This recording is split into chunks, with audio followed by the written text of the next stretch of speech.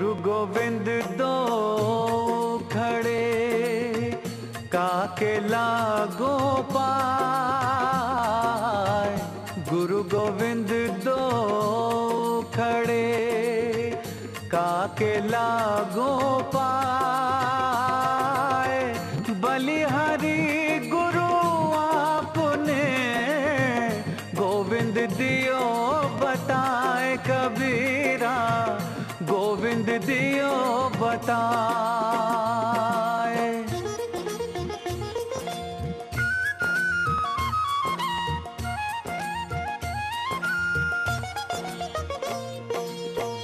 गुरु गोविंद सब एक है, बाकी सब आकार। गुरु गोविंद सब एक है, बाकी सब अमर पिछोरी ओढ़ के सुख मंडल में सोए और सुख मंडल में शयन करता है। और सदगुरु कबीर रस गुरु पाए के, सदगुरु कबीर जैसा रक्षक जिसने पाया, तो उसे मुक्ति के लिए भी रोने की जरूरत नहीं है कि मुझे मुक्ति मिले। वो तो है ही है, कहां मुक्ति को रोए। बहुत सरल सरल, बहुत अच्छी तरह से उपाय बता दिए हैं। साधक को मात्र उन उपायों को जानकर अपने जीवन में अपनाने की जरूरत है। और जो जो अपनाएगा उसका कल्याण निश्चित है, क्योंकि कबीर साहब ने वचन दिया है, मैं कबीर बिचलो नहीं वचन मोर समरथ। ताको लोक पठाई हो जो चढ़े शब्द को रथ। मेरे शब्द पर जो निश्चित हो जाएगा, मेरे वचनों पर जिसने पक्का विश्वास रखा है, कहते हैं कि किसी भी तरह से उसका अकल्याण ना हो, यह देखने का फर्ज मेरा है। और मैं कभी अपने वचन से विचलित नहीं होता। मैं कबीर विचलाओ नहीं। और कबीर साहब के बारे में यह बात तो प्रसिद्ध है कि सत्य के प्रति जितनी निष्ठा उन्होंने व्यक्त की, वो निष्ठा अनुपम है, बेनजीर है, कोई उपमा नहीं है। इसलिए जब वो कहते हैं कि मैं कबीर बिचलाओ नहीं शब्द मोर समर्थ, मेरा शब्द एक समर्थ का शब्द है। और कीमत उसी के शब्द की होती है जिसके शब्द के पीछे कुछ ताकत होती है। समर्थ का शब्द कीमती होता है, नहीं तो जो अभी बोला अभी फोक, अपनी गुजराती की कहावत है, अभी बोल दिया। बहुत सारे नेता लोग बोलते हैं और बाद में कहते हैं कह रहे हम तो वहां प्रवचन में थे, सभा में बैठे हुए थे, इसलिए बोल दिए। हम कुछ करने के लिए थोड़े बोले। तो राजनेता का काम हो सकता है, वो सदगुरु का नहीं। कहते सदगुरु का तो वह है वचन मोर समर्थ। एक शब्द गुरुदेव का ताका अनंत विचार। वो अनंत विचार को प्रकट करने वाला शब्द है। और इसलिए जो वचन उन्होंने कहा है, कहते हैं कि मेरा वचन कभी निष्फल जाने वाला नहीं है। और यह सत्यनिष्ठा, जो भी साधक सद्गुरु के वचनों पर पूर्ण विश्वास करके अपने जीवन को उस तरह से अपना लेता है, परिवर्तित कर लेता है, गुरु की आज्ञा के अनुसार चलता है, तो उसे किसी तरह का दुनिया में भय नहीं है। बड़ी सुंदर सद्गुरु की वाणी है। गुरु की आज्ञा आवई, गुरु की आज्ञा जाए, कहे कबीरवा दास को तीन लोक भय नहीं। और ये तो हमने अपने जीवन में अनुभव किया है। हम आपको कोई भी बात अनुभव के बाहर की नहीं कर रहे, हमारे अपने जीवन का अनुभव है। हमारे काशी के आश्रम में बनी हुई घटना है। उसके साक्षी श्री चंदू भाई और धर्मजी भाई यहां बैठे हुए होंगे। हम लोग गुरुजी की आज्ञा से वहां उस संस्था की रक्षा के लिए गए थे। तो वहां बरामदे में बैठे हुए थे। एक घटना वहां ऐसी घटित हो गई थी कि सब लोग चिंतित हो गए थे। हम शांत भाव से बैठे थे। एक व्यक्ति आया, बड़ा जटाजूट, उसका रूप भी ऐसा कि देख के डर लगे, और उसने बहुत सारी कुछ ऐसी बातें कही। और एक बात बाद में उसने कही कि मेरे भतीजे की शादी है और आप ये जो आपके मंदिर का हॉल है ये हमारे भतीजे की शादी के लिए दे दो। मैंने कहा कि भाई देखो, हमारे गुरुजी ने मना कर दिया है कि इस हॉल को धार्मिक कार्य यदि हो तो देना, शादी विवाह के लिए देना बंद कर देना।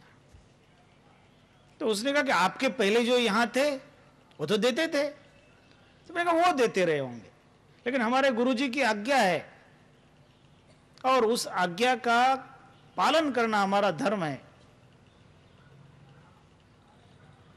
हम आपको जगह नहीं देंगे। तो वो आदमी मुझे कहने लगा, आप मुझे नहीं पहचानते हो? मैंने कहा नहीं पहचानता। कहा कि मैं तांत्रिक भयंकराचार्य हूं और वो तंत्र भयंकर करूंगा कि आपका कोई ठिकाना नहीं लगेगा। हमारे धर्मजी भाई, हमारे चंदू भाई उठ गए, अंदर चले गए। हमने कहा कि हम बैठे हैं, तेरा जो भी तंत्र मारना हो, तेरा जो भी मंत्र मारना हो, बैठे हैं हम, लगा, चल कर शुरू। ओ लाल लाल आंखें करे, तरह तरह के हाथ हिलाए, हम बैठे रहे। ढीला पड़ गया, चुपचाप वहां से चला गया। क्यों? क्योंकि उसके सामने जो बैठा था उसको कोई भय नहीं था, क्योंकि उसको अपने गुरु के वचन पर विश्वास था। और जिसने गुरु की आज्ञा में रहते हुए कार्य किया हो उसको दुनिया का भय नहीं है। गुरु की आज्ञा आवई, गुरु की आज्ञा जाए, कहें कबीर वहां दास को, तीन लोक भय नहीं। दुनिया में कहीं भय नहीं है,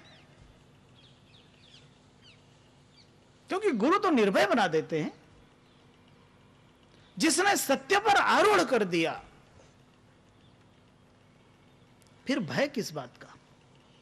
भय उसको लगता है जिसके अंदर कमजोरी हो, और गुरु तो कमजोरियों को दूर करता है, कमियों को निकालता है। इसलिए तो गुरु को कुंभार कहा ना, घड़े को पीटता है।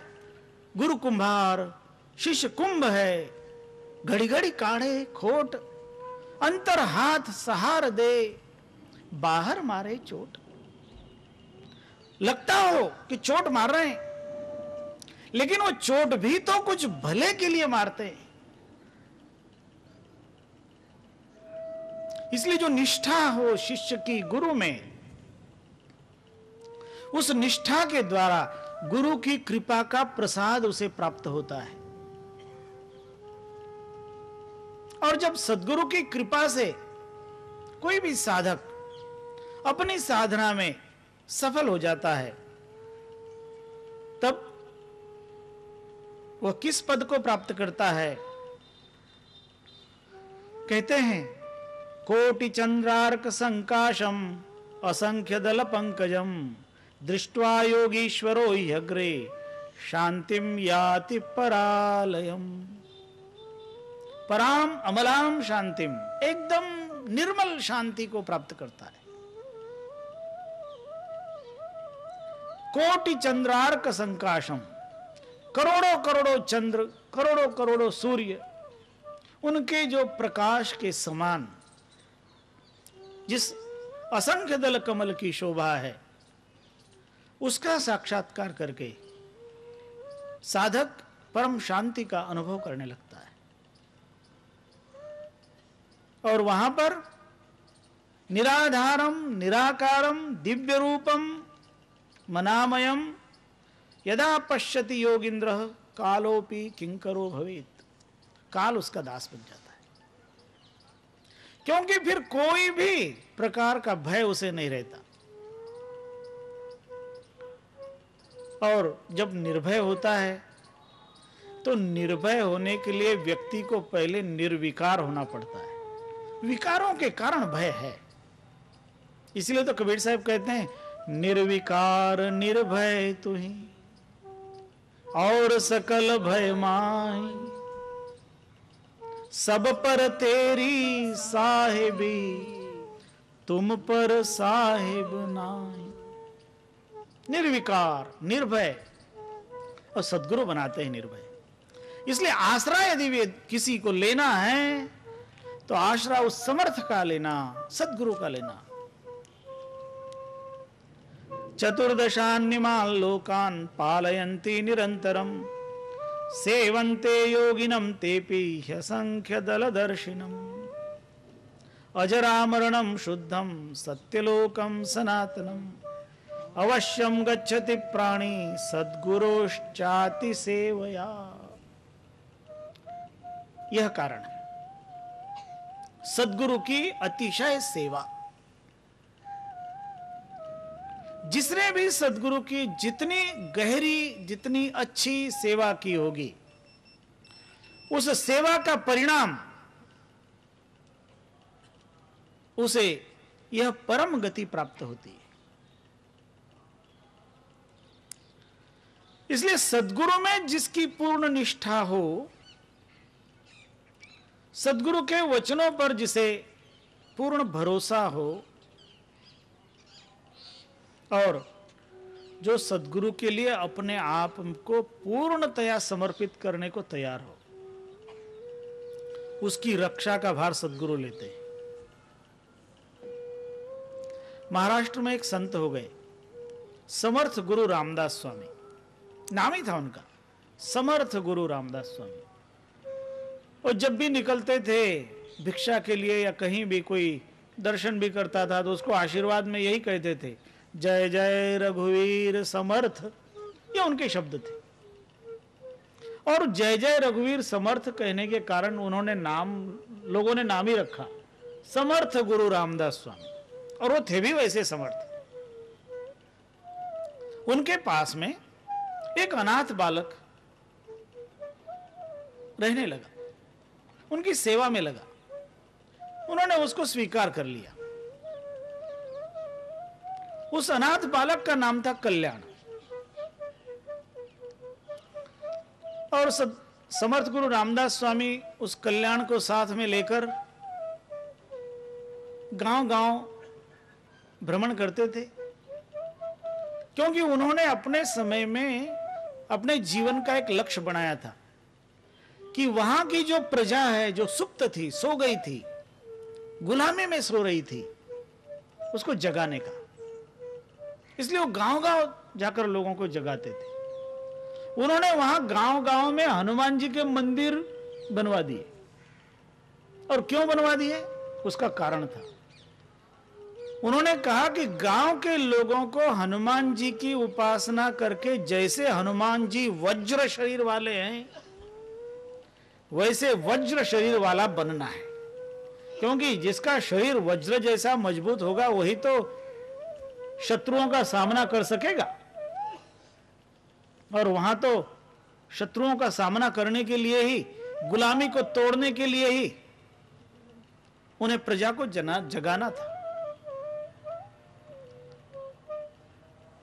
अपने शिष्य के साथ एक गांव में गए।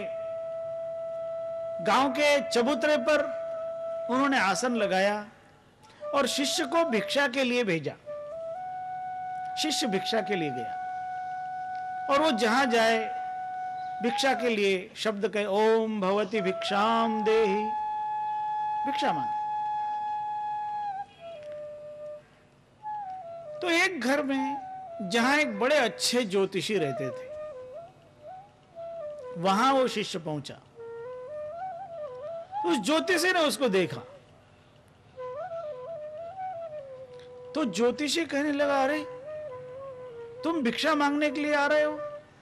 तेरे सिर पे तो काल मंडरा रहा है, आज रात में तेरी मौत होने वाली है और तू यहां पर खड़ा भिक्षा मांग रहा है। कल्याण घबरा गया और जो भी भिक्षा मिली थी उसको लेकर के गुरुजी के पास आया। कहा, गुरुजी मुझे उस पंडित ने कह दिया है कि आज रात तेरी मौत होने वाली है और मुझे डर लग रहा है, अब बताइए मैं क्या करूं। गुरुजी ने कहा, तो चिंता मत कर, ले थोड़ा भोजन कर ले। उसी भिक्षा के 2 भाग किए, जो एक भाग गुरुजी ने शिष्य को दिया। शिष्य ने कहा, गुरुजी नहीं नहीं, पहले आप पाइए फिर मैं उसका प्रसाद लूंगा। समर्थ गुरु रामदास स्वामी ने कहा, अच्छा। थोड़ा सा भोजन कर लिया, शिष्य को भी प्रेम से खिलाया और कहा कि देखो, हम इस कंबल पे सो रहे हैं